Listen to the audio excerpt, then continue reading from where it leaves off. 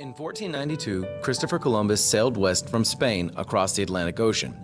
He had hoped to find an alternative trade route to China and India, but instead he discovered land in the Western Hemisphere that was previously unknown to European civilization.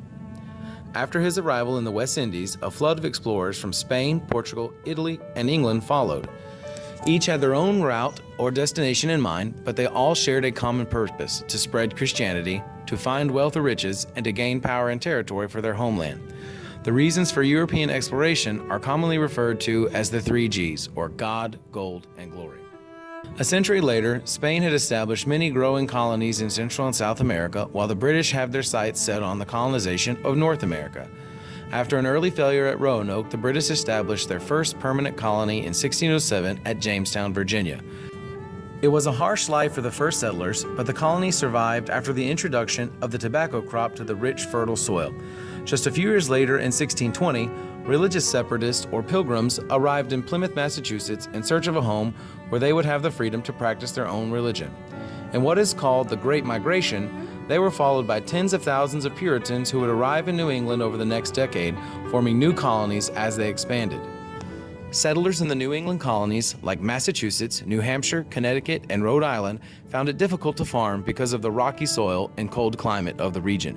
However, they were able to make a living fishing, shipbuilding, or trading thanks to the numerous deep ports in the region.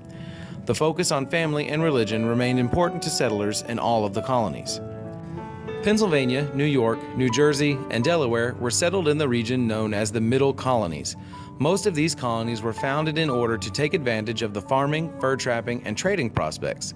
The Middle Colonies were known as the breadbasket colonies because of the farming of grains like wheat and barley.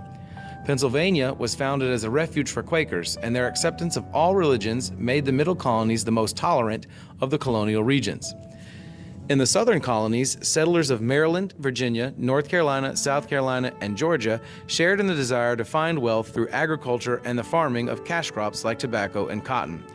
While Maryland was founded as a home for displaced English Catholics and Georgia was designed to be a home for debtors, the chief economic activity was farming. Because most of this was done on large plantations owned by wealthy aristocrats, the need for labor was a constant in the southern colonies. At first, indentured servants would trade years of labor in exchange for safe travel to the colonies, but eventually this practice was replaced by the use of African slaves. The 3 colonial regions were very different in terms of geography and climate, and because of this, they all developed different economies and social structures. While they all led very different lives, colonists developed different versions of self-government in order to maintain order despite the vast distance from England.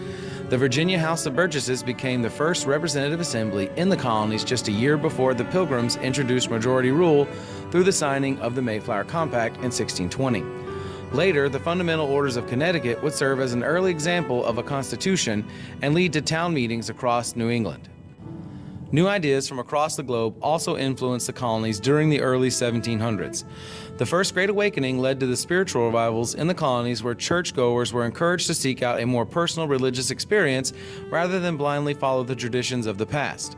John Locke, an English philosopher, wrote about the social contract that existed between the government and man, and that it was the government's responsibility to protect our unalienable rights, or those that we are born with. Others like William Blackstone rewrote British laws for the common man, and Charles de Montesquieu proposed government powers be divided into 3 branches, as to keep one person or branch from having too much power. These ideas would not only influence the colonists to eventually seek independence from England, but would be used when establishing the government that they would follow for centuries to come.